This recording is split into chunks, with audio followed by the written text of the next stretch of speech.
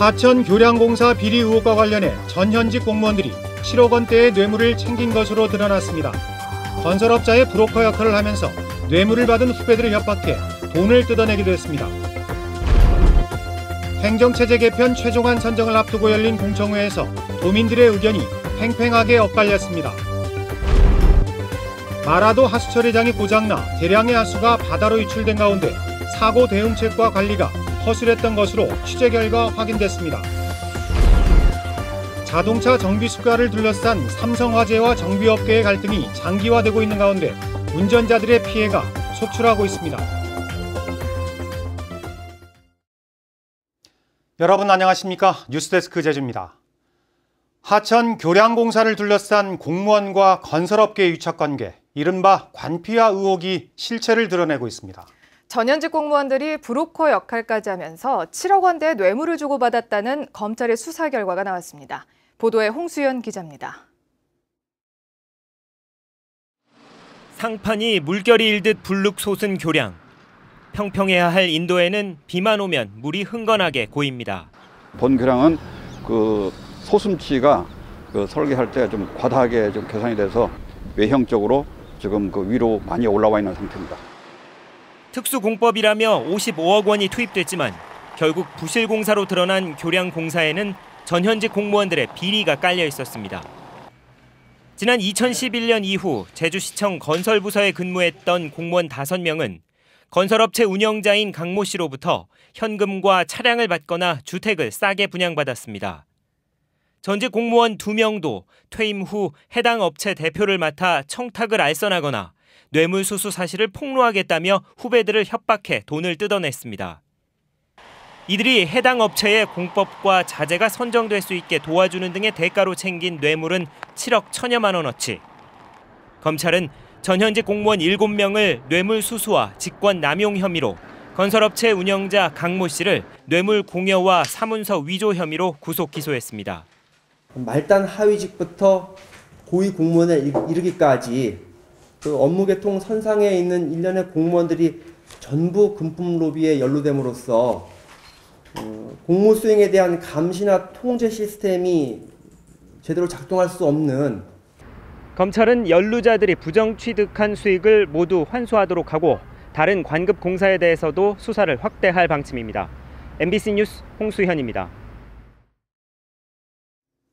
내년 지방선거를 앞두고 현안으로 떠오른 행정체제 개편을 놓고 도민공청회가 열렸는데요. 현행체제를 비롯한 3개안이 제시됐지만 도민들은 제각각 여러 의견들을 쏟아냈습니다. 박주연 기자입니다. 행정체제 개편을 위해 제주도가 제시한 대안은 행정체제 유지와 행정시장 직선제, 기초자치단체 부활안 3가지입니다. 공청회 참석자들의 의견은 팽팽히 엇갈렸습니다. 기초단체는 시기상조라고 보고 있습니다. 또한 행정시장 직선제 여기도 또 문제가 있습니다. 정치인들은 표를 먹고 사는 사람입니다.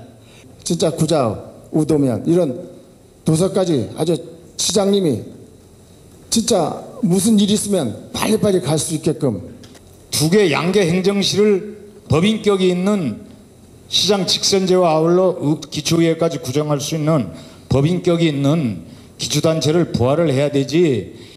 읍면동장 직선제를 도입하고 행정구역을 바꿔야 한다는 의견도 나왔습니다.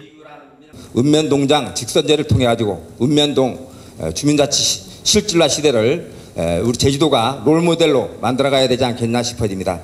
이게 시는 조금 바람직스럽지 않다라는 생각이 듭니다. 해서 제주도 산하에 4개 시군 체제가 안 되더라도 3개 시가 형성될 수 있는. 제주도는 앞으로 전문가 토론회를 거쳐 다음 달 말까지 최종 권고안을 마련할 방침이지만 3가지 대안에 대한 찬반 의견이 팽팽해 논란이 예상됩니다. MBC 뉴스 박주연입니다. 이낙연 국무총리 후보자가 제주 4.3 사건은 우리 현대사의 큰 비극 중 하나라고 말했습니다. 이낙연 후보자는 오늘 국회에서 열린 인사청문회에서 제주 4.3 사건과 관련해 진상이 어느 정도 밝혀지고 명예가 회복돼 대통령이 기념식에 참석하게 된 것은 큰 발전이라고 밝혔습니다. 또 4.3 사건 피해자들의 추가 신고 여부에 대해서도 긍정적으로 답변했습니다. 어제 마라도 하수 처리장이 고장나면서 50톤이 넘는 하수가 바다로 유출됐는데요. 외딴 섬에 있는 하수 처리 시설들은 관리가 허술한 데다 사고가 나도 곧바로 대처할 방법이 없어 대책이 필요해 보입니다. 김항섭 기자입니다. 마라도 간이하수 처리장에서 흘러나온 폐수는 모두 51톤. 1시간에 3, 4톤씩 15시간 동안이나 하수가 유출됐습니다. 섬 안에는 기계를 점검하거나 수리할 인력이 전혀 없기 때문입니다. 주민들은 눈앞에서 하수가 흘러나오는 걸 보면서도 관리업체 직원이 배를 타고 올 때까지 기다릴 수밖에 없었습니다. 정화가 전혀 되지 않고 그냥 오염된 물이 계속 나와가지고 이게 그냥 여기서만 고여 있는 게 아니고 이게 바다로 다 흘러가거든요. 현재 마라도를 비롯한 서귀포시 지역 소규모 하수처리 시설 19곳은 업체 한 곳에서 모두 관리하고 있습니다. 광주광역시에 본사가 있는 업체가 입찰해서 선정된 뒤 제주에서 직원 1명을 채용해 점검을 맡기고 있습니다. 특히 고장이 났는지 자동으로 알려주는 모니터링 시스템이 없어 직원이 직접 방문하거나 신고가 들어와야만 이상이 있는지 알 수 있습니다. 사람이 없어도 운영이 되게끔 만들어놓은 그런 식계에서 시스템이거든요, 여기는. 일주일에 한 번 무조건 들어오게끔 돼 있습니다. 제주도 상하수도본부는 마라도에 이번 주말까지 직원들을 보내 고장 원인을 파악하기로 했고 해경은 관리업체 관계자들을 불러 과실 여부를 조사할 계획입니다. MBC 뉴스 김항섭입니다. 중국에서 발생한 대규모 괭생이 모자반 덩어리들이 제주 연안으로 유입될 것으로 보입니다. 국립수산과학원은 동중국해 북부와 제주 서남부 지역에서 폭 2에서 5m에 이르는 괭생이 모자반 덩어리들이 수킬로미터의 띠를 이루고 있는 것을 확인했다고 밝혔습니다. 수산과학원은 괭생이 모자반이 남서풍을 타고 제주 북서부 해안에 접근할 것으로 예상했는데 제주에서는 이달 들어 이미 680톤이 수거됐습니다.